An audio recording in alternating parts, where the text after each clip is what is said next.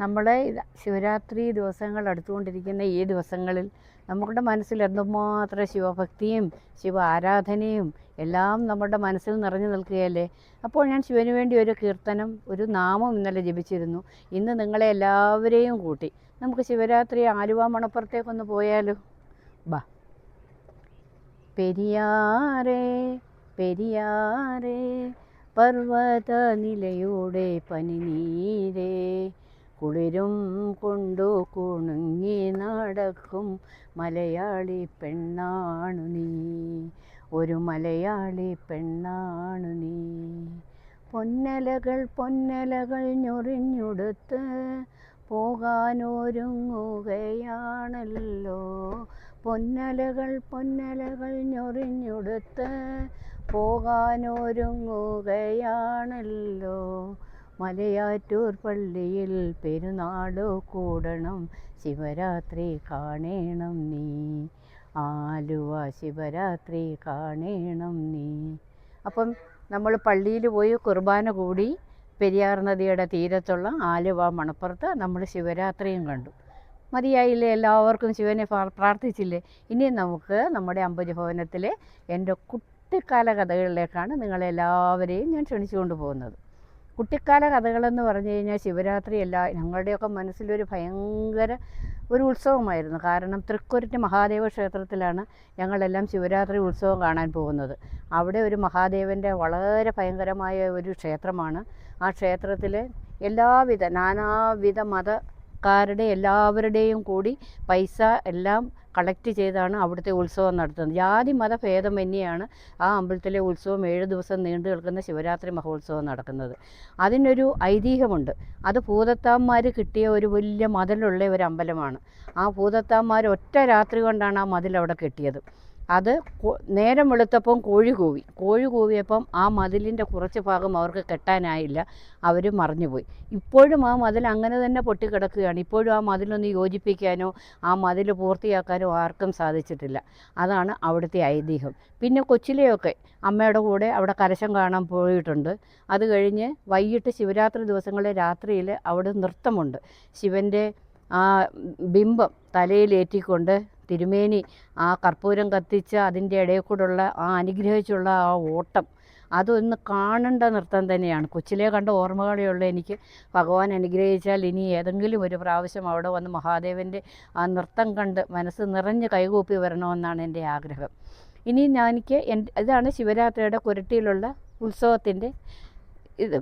ഇനി നമുക്ക് എൻ്റെ വീട്ടിലേക്ക് പോകാം. എൻ്റെ വീട്ടിലേക്ക് പോയാലോ? രാവിലെ അമ്മുച്ച എണീറ്റ് ഭയങ്കര ഉഷാറോടെയാണ് 15 ദിവസം മുമ്പ് തുടങ്ങും അമ്മയുടെ ആ ഭസ്മമുണ്ട ഉണ്ടാക്കുന്ന ആ തയ്യാറെടുപ്പ്. ഭസ്മമുണ്ട ഉണ്ടാക്കുന്നത് എങ്ങനെയാണെന്ന് വെച്ച് കഴിഞ്ഞാൽ, അന്നൊക്കെ നമ്മുടെ വീടുകളിൽ തന്നെയാണ് ഭസ്മമുണ്ട ഉണ്ടാക്കാറുണ്ടായിരുന്നത്. വീട്ടിൽ പശുക്കളുള്ളതുകൊണ്ട് ആ ചാണകം എല്ലാം വലിയൊരു ചരുവത്തിലിട്ട് അത് കലക്കി അതിനുള്ള വൈക്കോലുകളും പുല്ലും എല്ലാം മാറ്റി ഏറ്റവും പരിശുദ്ധമാക്കിയതിന് ശേഷം അതിനെ ഉരുളകളാക്കി വെയിലത്ത് വെച്ച് ഉണക്കിയിട്ട് അത് നല്ലപോലെ ഉണങ്ങണം. ഒരു 15 ദിവസം 20 ദിവസം അത് ഉണക്കും. ഉണക്കിയതിന് ശേഷം ആ ഉണ്ടകളെല്ലാം എടുത്ത് നമ്മുടെ ഉമിയില്ലേ, നെല്ല് കുത്തി കൊണ്ടുവരുന്ന ആ ഉമി നടുക്ക് വെച്ചിട്ട് ഈ ഭസ്മഉണ്ടകളെല്ലാം അതിൽ ഗോപുരം പോലെ അടുക്കി വെച്ചിട്ട് ആ ഉമി തീ കത്തിക്കും. അവിടെ നമ്മുടെ വീടിൻ്റെ മുറ്റത്ത് തന്നെ അത്തപ്പൂ ഇടാനും ഇതുപോലെ ഭസ്മം ഉണ്ടാക്കാനും ഒക്കെയുള്ള അമ്മ അറേഞ്ച്മെൻറ്റ് ചെയ്ത് നേരത്തെ അവിടെ വയ്ക്കും. അവിടെയാണ് വളരെ പരിശുദ്ധമായി രാവിലെ കുളിച്ച് ഈ ഒരു കൃത്യം ചെയ്യുന്നതിന് സത്യത്തിൽ ഒരുപാട് കൃത്യനിഷ്ഠകളുണ്ട്. കാരണം ഇത് ഉമിയിട്ടാണ് ഇത് പുകയ്ക്കുന്നത്. ഈ ഉമിയിട്ട് പുകയ്ക്കുമ്പോൾ ഈ ചാണകമെല്ലാം നല്ലപോലെ കത്തും. അത്രയ്ക്ക് ഭയങ്കരമായ തീയാണ് അതിന്, അത്രയ്ക്ക് ചൂടാണ്. അതിൻ്റെ അടുത്ത് പോലും നമുക്ക് ആർക്കും പോകാൻ പറ്റില്ല. അത് കത്തിക്കഴിഞ്ഞ് അത് പിന്നെയും ഉമിയിട്ടുകൊണ്ടിരിക്കും. ഉമിയിട്ടിട്ട് ഇതെല്ലാം കുറച്ച് ദിവസം കഴിയുമ്പോൾ ഈ ഭസ്മഉണ്ടകളെല്ലാം നല്ലതായി വെളുക്കും. അത് മനസ്സിൻ്റെ ഭക്തിയുടെയോ അവൻ്റെ പരിശുദ്ധതയുടെയോ കൂടെയൊക്കെ അത് ഇടുവാണെങ്കിൽ ആ ഭസ്മഉണ്ടകളെല്ലാം നല്ല വെളുത്ത ഭസ്മമായിട്ടാണ് വരുന്നത്. അമ്മ പറയും, ഒരു വർഷം ഭസ്മഉണ്ട വെളുത്ത് ഇല്ല കറുത്താണ് വന്നതെങ്കിൽ പിന്നെ അമ്മയ്ക്ക് വളരെ പ്രയാസമാണ് മനസ്സിന്. അമ്മ പറയുന്നത് എന്താ, ഈ ഭസ്മഉണ്ട ഇട്ട് അത് എത്രയും വെളുത്ത് വരുന്നു അതാണ് ആ വർഷത്തെ ഐശ്വര്യമെന്ന്. അഥവാ കറുത്ത് വന്നാലോ നമുക്ക് എന്തെങ്കിലും ദുഃഖങ്ങളുണ്ടാകുമെന്നാണ് അമ്മ പറയുന്നത്. അതുകൊണ്ട് അമ്മ പരിപൂർണമായിട്ടും ഭക്തിയോടുകൂടി മാത്രമേ അമ്മ ഭസ്മകുണ്ടകൾ ഇടാറുള്ളൂ. ഈ ഉമിയായിട്ട് ഈ ഭസ്മകുണ്ടകളെല്ലാം ഇടും ശിവരാത്രിക്ക്. അത് കഴിഞ്ഞ് പിന്നെ അത് അതെല്ലാം എടുത്ത് ചൂടാറിയതിന് ശേഷം വലിയ ഒരു പാത്രത്തിലിട്ട് പിന്നെയും അത് ഒഴുക്കി അതിൻ്റെ തെളിവെള്ളങ്ങളെല്ലാം മാറ്റി കളഞ്ഞാണ് പിന്നെ അത് ഭസ്മകുണ്ടയൊക്കെ ആക്കി മാറ്റി ഒരു വർഷത്തേക്കുള്ള സൂക്ഷിച്ചു വെക്കുന്നത്. ഇതാണ് ശിവരാത്രിയുടെ ആദ്യത്തെയുള്ള അമ്മയുടെ ജോലി.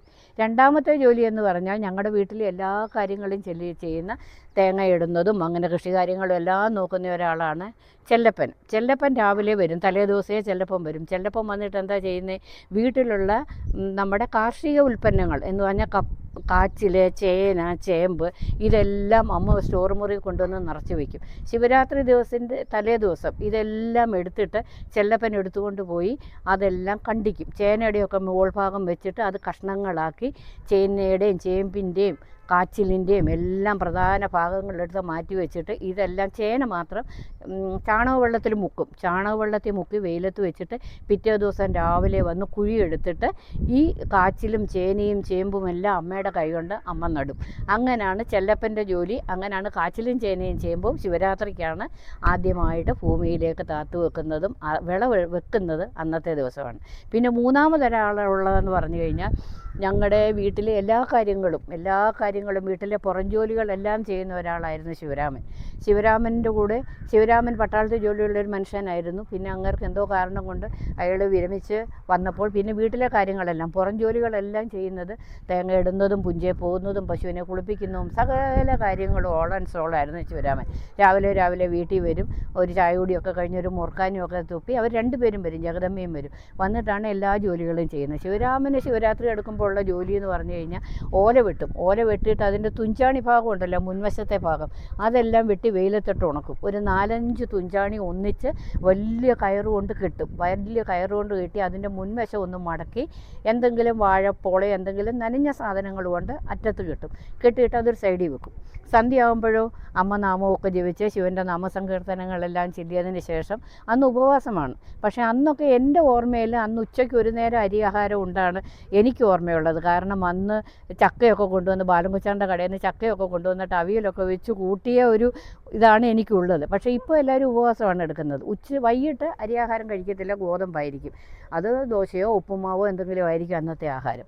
അപ്പോൾ രാത്രിയാകുമ്പോൾ എന്ത് ചെയ്യും, അമ്മ ആഹാരമെല്ലാം കഴിഞ്ഞിട്ട് കറമ്പനെ വിളിച്ചിട്ട് വയറ് നിറച്ച് ചോറൊക്കെ കൊടുക്കും. അന്ന് അവന് പതിയെ ആഹാരമേ കൊടുക്കത്തുള്ളൂ. അവന് രാത്രി ഉറങ്ങാതെ അവൻ വേണ്ടേ കാവലിരിക്കാൻ. ഞങ്ങൾക്ക് ഉരട്ടി പോകണം, ശിവരാത്രി കാണാൻ പോകണം. അപ്പം കുറച്ച് ചോറ് കൊടുത്തിട്ട് അവനെ കൂട്ടിൽ നിന്ന് അഴിച്ചു വിട്ടിട്ട് അവനൊരു തടുക്ക് ഇട്ട് കൊടുക്കും വീടിൻ്റെ മുമ്പിൽ. അവനതിൽ കാവലായിട്ട് അവിടെ കിടക്കും. എന്നിട്ട് അമ്മ പെരയെല്ലാം പൂട്ടിയിട്ട് പറയും, വീട് നോക്കിക്കോണം, ഞാൻ രാവിലെ വരത്തുള്ളൂ എന്ന് പറഞ്ഞ് ഞാനും അമ്മയും ശിവരാമനും കൂടി പോയ ഓർമ്മയാണ് എനിക്കുള്ളത്.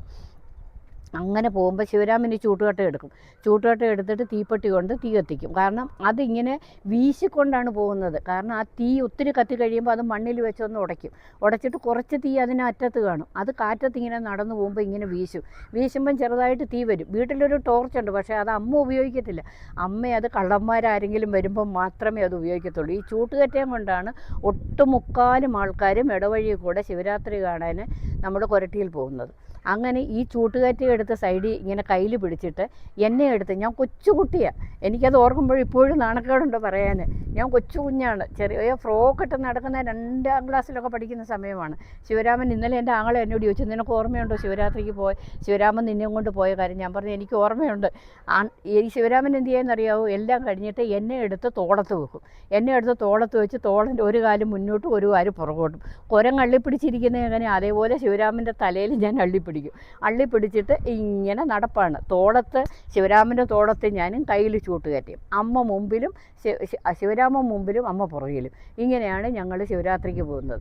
ശിവരാത്രിക്ക് പോയി അങ്ങ് എത്തുമ്പോൾ കുറേ സമയം കഴിയുമ്പോൾ ശിവരാമൻ്റെ തോള് കഴിക്കത്തില്ല, ഞാൻ ഇരിക്കുമോ, കൊച്ചുകുട്ടിയാണ്, വെയിറ്റൊന്നും ഇല്ലെങ്കിലും അപ്പോൾ അവിടെ ഒരു ചുമടുതാങ്ങിയുണ്ട്. ചുമടുതാങ്ങി എന്ന് പറഞ്ഞാൽ 2 കരിങ്കല്ലയിൽ വെച്ചിട്ട് നടുക്കൊരു കരിങ്കല്ല് ഇങ്ങനെ കാണും. ആ ചുമടുതാങ്ങിയുടെ മണ്ടയ്ക്കോട്ട് വെച്ച് പുള്ളി അന്നേരം ഒരു ബീഡിയൊക്കെ വലിച്ചിട്ട് ഇച്ചിരി റെസ്റ്റൊക്കെ എടുത്തിട്ട് പതുക്കെ പിന്നെ ഞങ്ങൾ നേരെ പോകുന്നത് എവിടെയാണെന്നറിയാമോ, ലക്ഷ്മി തിയേറ്ററിൽ പിക്ചർ കാണാനാണ് പോകുന്നത്. വർഷത്തിലൊരിക്കലാണ് ഒരു പിക്ചറിന് കൊണ്ടുപോകുന്നത്. അന്ന് ശിവരാത്രിക്ക് വരുന്ന പിക്ചറും എല്ലാം ഭഗവാന്റെ കഥയുള്ള പിക്ചർ. അല്ലാതെ നമുക്ക് കാണത്തക്ക ഒരു പിക്ചർ വരും, പക്ഷേ അവിടുന്ന് അമ്മ ഞങ്ങളെ വിടാറില്ല. അമ്മയുടെ കൂടെ പോയി കാണുന്ന ഒരു വർഷത്തിലൊരിക്കൽ 1 2 പ്രാവശ്യം ഏതെങ്കിലും പുരാണ കഥകൾ വന്നു കഴിഞ്ഞാൽ മാത്രമേ ലക്ഷ്മി തിയേറ്ററിൽ പോയി പിക്ചർ കാണാറുള്ളൂ. അത് ഓലമെടഞ്ഞ ഒരു തിയേറ്ററാണ്. അതിന് മുൻവശത്ത് ആണുങ്ങൾക്ക് കയറാൻ 3 സൈഡ്, പെണ്ണുങ്ങൾക്ക് കയറാൻ 3 കഥകൾ. അതിൻ്റെ ബാൽക്കണികളുടെ ഐതിഹ്യം പറഞ്ഞു തരാം. ഏറ്റവും മേളിൽ സ്റ്റെപ്പ് വെച്ചാണ് അതിനകത്തെ കസേരകൾ. ഏറ്റവും ഫസ്റ്റ് ക്ലാസ് എന്ന് പറഞ്ഞാൽ ഫസ്റ്റിൽ കസേര, അത് കഴിഞ്ഞ് സെക്കൻഡ് ക്ലാസ് കസേര, അത് കഴിഞ്ഞ് തേർഡ് ക്ലാസ് ബെഞ്ചാണ്, അത് കഴിഞ്ഞ് 4th ക്ലാസ് വരുന്നതോ വെറും നിലത്തിരുന്നുകൊണ്ടാണ് എല്ലാവരും സിനിമ കാണുന്നത്. കൊച്ചു പിള്ളേരെല്ലാം നിലത്ത് പോകും. അതിന് ടിക്കറ്റ് ഇല്ല, എല്ലാവരും നിലത്ത് പോയിരുന്ന് കാണും. പക്ഷേ നമ്മുടെ അമ്മുക്കുട്ടിയമ്മയ്ക്ക് ഇച്ചിരി പ്രൗഢിത്വം കൂടുതലുള്ളതുകൊണ്ട് അമ്മുക്കുട്ടിയമ്മ ഫസ്റ്റ് ക്ലാസ്സിനോ സെക്കൻഡ് ക്ലാസ്സിനോ പോയിരിക്കത്തുള്ളൂ. പക്ഷേ കൊതിയുണ്ടായിരുന്നു അന്നും ബെഞ്ചിൽ പോയിരുന്ന് കാണണമെന്ന്. സമ്മതിക്കത്തില്ല. ഈ കസേര പോയിരുന്നിട്ടൊന്നും ഒരു കാര്യവും ഇല്ല. ആ മൂട്ട കടിച്ച് മനുഷ്യന് വശം കെടുവാന്നല്ലാതെ യാതൊരു നിവൃത്തിയില്ല. പിന്നെ ബെഞ്ചിൽ പോയിരുന്നാലോ, ബെഞ്ചിൻ്റെ ഡാൻസ് കളിയും നൃത്തവും വേറെ. ഒരറ്റത്ത് ഒരാൾ വന്നിരുന്നാൽ മറ്റേ അറ്റം പോകും. പിന്നെ 3 പേര് നിരന്നിരുന്ന് കഴിഞ്ഞാൽ പുള്ളിക്കാരനൊരു ലെവലായിട്ട് ഇരുന്ന് വരും. അങ്ങനെയായിരുന്നു തിയേറ്ററിലെ പിക്ചർ കാണൽ കഴിഞ്ഞ് പിന്നെ പോകുന്നത് ശിവരാത്രിക്ക് കൊരട്ടിയിലമ്പലത്തിലാണ്. കൊരട്ടിയിലമ്പലത്തിൽ പോയി രാത്രിയാവും അടുത്തുമ്പോൾ സെക്കൻഡ് ഷോയ്ക്ക് പോകത്തുള്ളൂ. 1 മണി 1:30 ആകുമ്പോൾ തീരും. കൊരട്ടിയിലമ്പലത്തിൽ ചെന്ന് കഴിഞ്ഞാൽ അമ്മ എന്നെ ഏൽപ്പിച്ചിട്ട് ശിവരാമ വേഗം ഒരു സൈഡിലോട്ട് പോകും. കുറേ കഴിയുമ്പോൾ 2 ഭാഗങ്ങളിലും എന്തെങ്കിലും വലിയ പ്രോഗ്രാമുകളാണ് അവിടെ നടക്കുന്നത്. മത്സര പ്രോഗ്രാമാണ് നടക്കുന്നത്. അത് കണ്ടിട്ട് കുറേ കഴിയുമ്പോൾ ഉറക്കം വരും. അമ്മയുടെ മടിയിലോട്ട് കിടന്ന് അവിടെ കിടന്നങ്ങ് ഉറങ്ങും. നേരം വെളുത്ത 4 മണിയാകുമ്പോഴാണ് നൃത്തം തുടങ്ങുന്നത്. ഭഗവാന്റെ നൃത്തം തലയിൽ ആ വിഗ്രഹം വെച്ചുകൊണ്ടുള്ള ആ പോറ്റിയെ അനുഗ്രഹിച്ചുള്ള കർപ്പൂരം കത്തിച്ചാൽ അതിൻ്റെ ഇടയിൽ കൂടെ ഉള്ള ആ ഓട്ടം, അത് സത്യം അവർണ്ണനീയമാണ്. ഏത് മനുഷ്യർക്കും അത് വർഷത്തിലൊരിക്കലെങ്കിലും എപ്പോഴെങ്കിലും ഈ ജന്മത്തെപ്പോഴെങ്കിലും അവസരം കിട്ടിയാൽ ഇനി ഒന്നുകൂടി പോയി എനിക്ക് ആ നൃത്തം കണ്ട് തൊഴണമെന്ന് ഒരുപാട് ആഗ്രഹമുണ്ട്.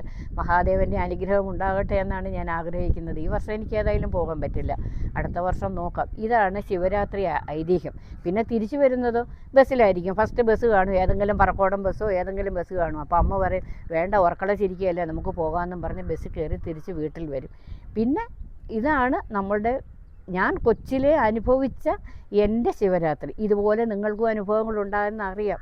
നിങ്ങളുടെ അനുഭവങ്ങൾ എനിക്ക് തീർച്ചയായും കമൻറ്റ് ബോക്സിലിടുക. ഈ കഥ കേട്ട് എല്ലാവർക്കും ഇഷ്ടപ്പെട്ടാൽ തീർച്ചയായും പുതിയ ആൾക്കാരെ സബ്സ്ക്രൈബ് ചെയ്യണം, കമൻറ്റ് ചെയ്യണം, ലൈക്ക് ചെയ്യണം, ഷെയർ ചെയ്യണം. എല്ലാവർക്കും നമഃശിവായ.